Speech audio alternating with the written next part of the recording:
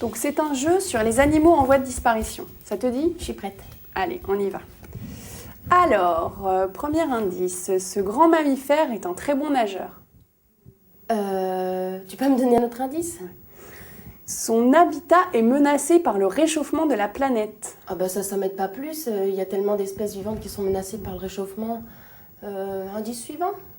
Oh, on le chasse pour sa fourrure blanche. L'ours polaire. Ouais, bien, un point.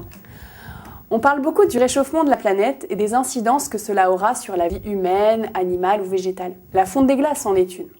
Jette un œil à ce planisphère.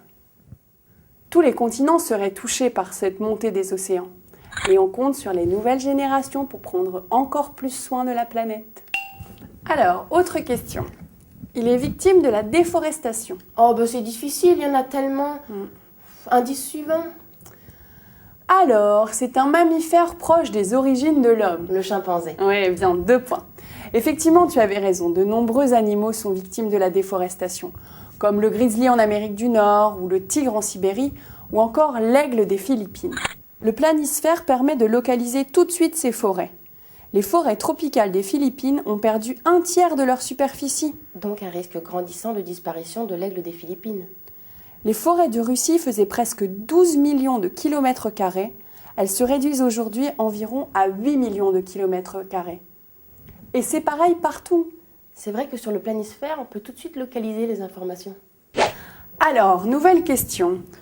La pollution des mers l'empêche de s'y reproduire. Ah je sais, j'ai lu un article dessus récemment. C'est le phoque-moine de Méditerranée. Ouais, exact. Dis donc, tu t'y connais bien en animaux en voie de disparition. Bon, je suis un tout petit peu aidée par toutes ces planisphères. Une planisphère, c'est une sphère plane? En quelque sorte, oui. Mais on dit un, pas une planisphère. Un planisphère, c'est une représentation à plat du globe faite à partir de photos prises depuis l'espace. C'est comme si tu prenais un ballon, tu le découpais et tu le mettais à plat pour voir toutes ses parties. C'est plus pratique d'observer et d'analyser un phénomène sur un planisphère que sur un globe.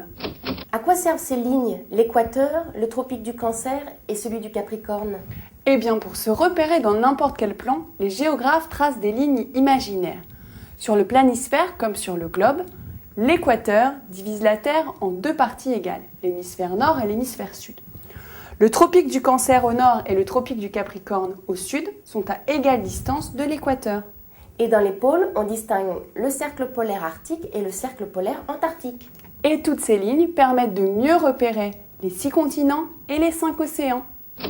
Avec ces 3 planisphères, on a pu voir les animaux en danger, la montée des eaux et la déforestation. Oui, et il y aura encore beaucoup de planisphères à analyser sur la protection de l'environnement. Oui, par exemple, une planisphère sur les pays les plus pollueurs. Oui, mais on dit un planisphère, pas une. On dit un plan, et même si sphère est féminin, planisphère est masculin. Un planisphère est une carte du monde représentée à plat. C'est un outil plus pratique que le globe terrestre pour représenter les phénomènes géographiques. C'est sûr que c'est plus pratique, parce qu'un globe, c'est encombrant, alors qu'un planisphère, on peut presque le mettre dans sa poche.